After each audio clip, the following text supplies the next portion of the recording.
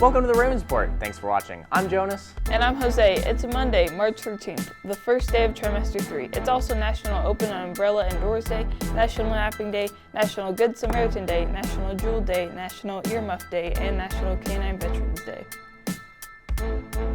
Let's get to today's announcements. Let's talk about this Wednesday. There's quite a bit going on. Clubs, a band festival, and Future Freshman Day. First, Ridgeview is hosting a band festival the next 2 days. The band room, hallway, and auditorium will be closed off. You will be shown where to go for your classes that normally meet in that area. On Wednesday, we will have clubs after attendance in our new homerooms. Then, the bell schedule will be different for Future Freshman Day. Here's what it looks like. Instead of 1st through 3rd and then lunch, we will do 1st through 4th and then lunch. Please note this and bring snacks if you need. 8th graders will be meeting in the auditorium, then touring the school as future Ravens. All in all, a pretty crazy day here at Ridgeview. The Raven pageant is this Friday. The pageant contestants have been involved for months, raising thousands of dollars for St. Charles Cancer Center. Now, the journey is almost finished. There's the judges' dinner tomorrow night, and then the pageant itself on Friday night. The pageant is a fun talent show where the winners will be crowned. Spring sports start competitions this week. Tomorrow, girls golf is at Crooked River Ranch, boys tennis will be on the road at the Dalles, and softball will be over at Grant High School. Here's hoping that the weather stays playable all week. Go Ravens! Our local Ridgeview College Fair is next Friday, March 17th, in the College and Career Center wing. All 7 of Oregon's public universities will be represented. The University of Oregon, Western Oregon University, Southern Oregon University, Oregon State University, Eastern Oregon University, Portland State University, and Oregon Tech will all be there. If you would like to attend the college fair, you will need to sign up on the College and Career Center Canvas page under upcoming events or in person in the CCC. You will then receive a calendar invite and you can show your teacher. Attendance will be taken. 10th graders, check your emails. We are offering the pre-ACT to all 10th graders on March 23rd. All students are signed up unless you opt out. Please complete the Google form opting in or out this week from your email. Video game design finished trimester 1 this week, and their last project was to create a working prototype of an original game they built from the ground up, coding in C# and Unity. Let's take a look at their work.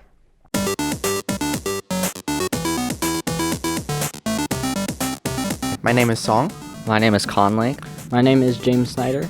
My name is Lucas Castleberry. I'm Oscar Matthews. I'm Sam Krauser. I built a idle clicking game. The premise is basically you're trying to harvest sun, and then the gimmick is where the more sun you harvest, the darker the world gets, and there's actually a 3D environment that you can kind of load into, and it'll change depending on how much sun you collect. I made a sort of top-down endless runner. Instead of running, you're rolling. You're a sphere, and you're rolling down this endless road, and you have to dodge out of obstacles that are coming your way by switching to different lanes. But the trick is, the lanes themselves can disappear every so often. My second prototype was a top-down procedural generated roguelike. There would be endless waves of enemies coming after you. I built a sort of level that you had to run through and complete, sort of with some parkour where you had to jump from platform to platform. We kind of made it like a top-down space shooter, kind of like Galaga.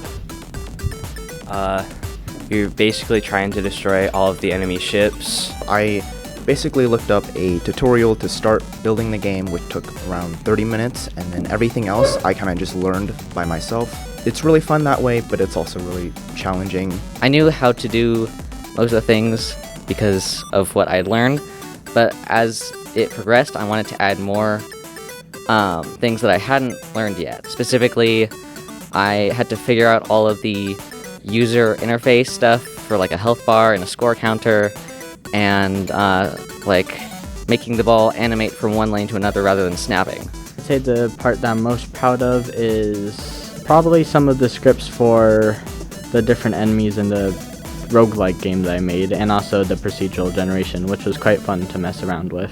I'm most proud of probably the enemy script. I had to play around with it a little bit, and I was able to take skills from like the second prototype and the third prototype and put them together to be able to create an interval system that, would match the level. probably getting the enemies to not destroy themselves when they try and shoot at you. Honestly, that's same for me. It took forever to try and figure out how to do that. I don't know, really all of it. I like it. I'm kind of just happy it works. Yeah. And that's our show for today. As always, check out our YouTube page at youtube.com/Raveens. I'm Jose. And I'm Jonas. Have an epic day, stay safe, stay classy. And I'm Ariella.